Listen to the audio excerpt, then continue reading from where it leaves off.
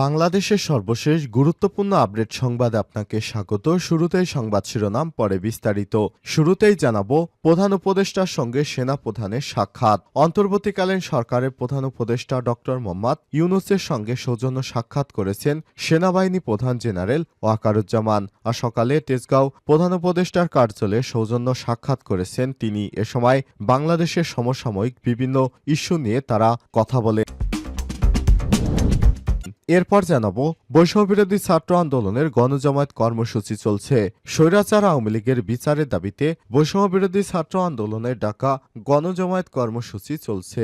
আজ দুপুরে 12:30টার দিকে বায়তুল মোকাররমের মসজিদের দক্ষিণ গেটের মূল সড়কে এই কর্মসূচি শুরু হয়। জানাবো, সাম্প্রদায়িক দাঙ্গা এবং প্রোপাগান্ডা ছড়ানোর অভিযোগে ভারতীয় টিভি চ্যানেলের বিরুদ্ধে আইনি নোটিশ। ভারতীয় চ্যানেল রিপাবলিক বাংলা এর বিরুদ্ধে আইনি ব্যবস্থা গ্রহণ এবং বাংলাদেশের ভূখণ্ডে তাদের নিউজ ও কন্টেন্ট নিষিদ্ধ বলকছে আইনি নোটিশ দিয়েছে সুপ্রিম কোর্টের এক আইনজীবী।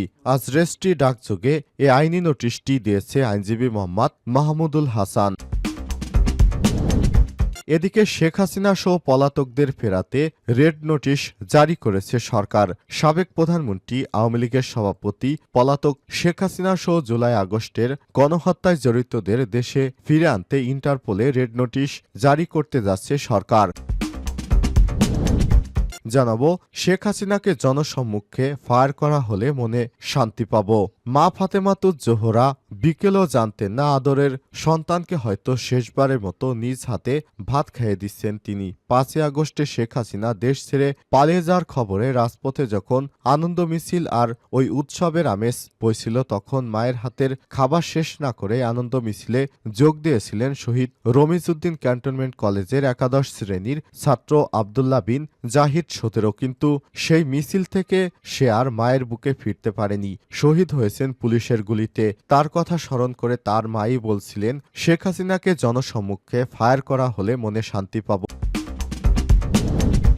এবং সর্বশেষ জানাবো, সারা দেশে 191 প্লাটুন বিজিবি মোতায়েন। রাজধানী ঢাকা সহ সারা দেশে আইন শৃঙ্খলা পরিস্থিতি নিয়ন্ত্রণে 191 platoon BGB, border guard of Bangladesh ও বিভিন্ন ইউনিটের পুলিশ সদস্য সেনাবাহিনী মোতায়েন করা হয়েছে। বাংলাদেশে যে কোনো ধরনের অপ্রীতিকর পরিস্থিতি এড়াতে সরকার এই সিদ্ধান্ত নিয়েছে বলে জানিয়েছেন বিজিবির সদর দপ্তর থেকে। সব তথ্য নিশ্চিত করা হয়েছে। প্রিয় দর্শক, এতক্ষণ শুনছিলেন সংবাদ শিরোনাম, এবারে বিস্তারিত।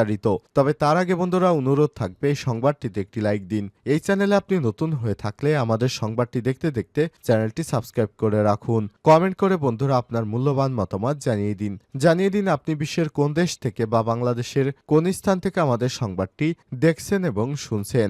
এবারে বিস্তারিত।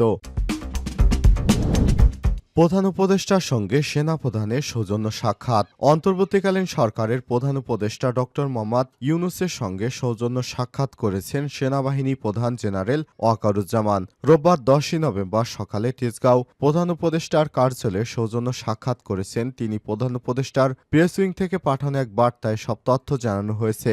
বিষয়টি নিশ্চিত করে ঢাকা থেকে প্রধান উপদেষ্টার প্রেস সচিব শফিকুল আলম জানান, আজ রোববার প্রধান উপদেষ্টা ডক্টর মোহাম্মদ ইউনূসের সঙ্গে তার কার্যালয়ে সৌজন্য সাক্ষাৎ করেছেন সেনাপ্রধান জেনারেল ওয়াকারুজ্জামান। এর আগে গত 22শে সেপ্টেম্বর রোববার সেনাপ্রধানের সঙ্গে সাক্ষাৎ করেন ডক্টর মোহাম্মদ ইউনূস। এ সময় সমসাময়িক বিভিন্ন ইস্যু নিয়ে তাদের মধ্যে আলোচনা হয় বলে জানানো হয়েছে।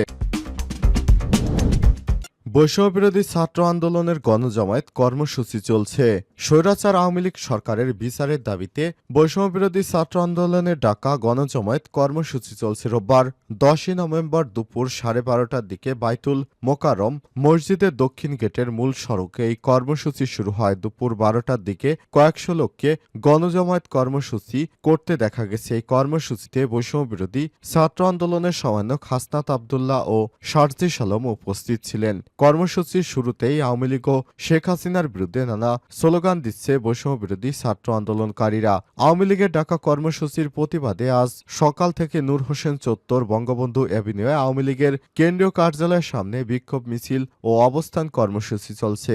আওয়ামী লীগের পক্ষ থেকে এই কর্মসূচি ঘোষণার পরপরই দলটির ওই কর্মসূচির বিরুদ্ধে অন্তর্বর্তীকালীন সরকার কঠোর অবস্থানের কথা তুলে ধরে গতকাল ফেসবুকে পোস্ট দিয়েছেন প্রধান উপদেষ্টার প্রেস সচিব শফিকুল আলম। যুব ক্রীড়া উপদেষ্টা আসিফ মাহমুদ সজীব ভুঁইয়া এক ফেসবুক পোস্টে কঠোর হুঁশিয়ারি দেন। ছাত্র জনতার অভ্যুত্থানে ক্ষমতাচ্যুত আওয়ামী লীগকে রাজপথে কোনো মিছিল বা সমাবেশ কর্মসূচি পালন করতে দেয়া হবে না বলে হুঁশিয়ারি দেন তারা। সাম্প্রদায়িক দাঙ্গা এবং প্রোপাগান্ডা ছড়ানোর অভিযোগে ভারতীয় টিভি চ্যানেলের বিরুদ্ধে আইনি নোটিশ। ভারতীয় টিভি চ্যানেল রিপাবলিকান বাংলা এর বিরুদ্ধে আইনি ব্যবস্থা গ্রহণ এবং বাংলাদেশের ভূখণ্ডে তাদের নিউজ ও কন্টেন্ট নিষিদ্ধ ও ব্লক চেয়ে আইনি নোটিশ দিয়েছে সুপ্রিম কোর্টের এক আইনজীবী। রোববার 10 নভেম্বর রেস্টি ডাকযোগে আইনি নোটিশটি দিয়েছে আইনজীবী মোহাম্মদ মাহমুদুল হাসান। তথ্য সম্প্রচার মন্ত্রণালয়ের সচিব, ডাক, টেলিযোগাযোগ ও তথ্য প্রযুক্তি মন্ত্রণালয়ের সচিব, স্বরাষ্ট্র মন্ত্রণালয়ের সচিব, আইসিটি বিভাগের সচিব এবং বিটিআরসি চেয়ারম্যানকে এই নোটিশটি পাঠানো হয়েছে। আইনি নোটিশে বলা হয়েছে, রিপাবলিক বাংলা একটি ভারতীয় টেলিভিশন চ্যানেল। এই চ্যানেল স্যাটেলাইট সম্প্রচারের পাশাপাশি তাদের নিউজ কন্টেন্ট সমূহ ইউটিউব, ফেসবুক সহ বিভিন্ন সামাজিক যোগাযোগ মাধ্যমে প্রচার করে থাকে। কিন্তু অত্যন্ত দুঃখের বিষয় এই যে এই ভারতীয় টেলিভিশন চ্যানেল নিয়মিতভাবে বাংলাদেশের বিরুদ্ধে প্রোপাগান্ডা প্রচারণা করে যাচ্ছে, মিথ্যা তথ্য সম্প্রচার করছে এবং বাংলাদেশের আইনশৃঙ্খলা অস্থিতিশীল করার ষড়যন্ত্রে লিপ্ত হয়েছে। এছাড়াও ভারতীয় টেলিভিশন চ্যানেল রিপাবলিকান বাংলা চিরন্তনভাবে বাংলাদেশের বিরুদ্ধে গুজব ছড়িয়ে বাংলাদেশে হিন্দু মুসলিম সাম্প্রদায়িক দাঙ্গা সৃষ্টির চেষ্টা চালিয়ে যাচ্ছে। নোটিশে আরও বলা হয়েছে, ভারতীয় টেলিভিশন চ্যানেল রিপাবলিকান বাংলা সম্পূর্ণ অসৎ উদ্দেশ্যে বাংলাদেশের বিরুদ্ধে মিথ্যা প্রচারণা চালিয়ে বাংলাদেশের বিরুদ্ধে মিডিয়া আগ্রাসন চালাচ্ছে। এই ভারতীয় টেলিভিশন চ্যানেলটি বাংলাদেশের জাতীয় নিরাপত্তার জন্য হুমকি। চ্যানেলটি বাংলাদেশের জননিরাপত্তার জন্য হুমকি হিসেবে দেখা দিয়েছে।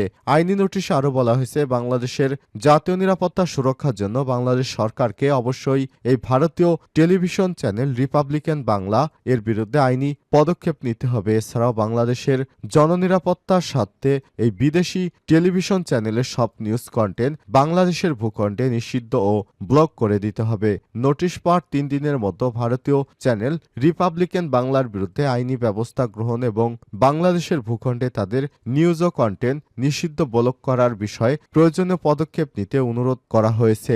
অন্যথায় এ বিষয়ে তারা হাইকোর্টে রিট পিটিশন দায়ের করা হবে বলে নোটিশে উল্লেখ করা হয়েছে। শেখ হাসিনা সহ পলাতকদের ফেরাতে রেড নোটিশ জারি করেছে সরকার। সাবেক প্রধানমন্ত্রী আওয়ামী লীগের সভাপতি শেখ হাসিনা সহ জুলাই আগস্টের গণহত্যায় জড়িতদের দেশে ফিরে আনতে ইন্টারপোলের রেড নোটিশ জারি করেছে বাংলাদেশের অন্তর্বর্তীকালীন সরকার। আজ রোববার 10 নভেম্বর সকালে আন্তর্জাতিক অপরাধ ট্রাইব্যুনালের পুরাতন ভবনের সংস্কার কাজ পরিদর্শন শেষে সাংবাদিকদের একথা জানান আইন বিচার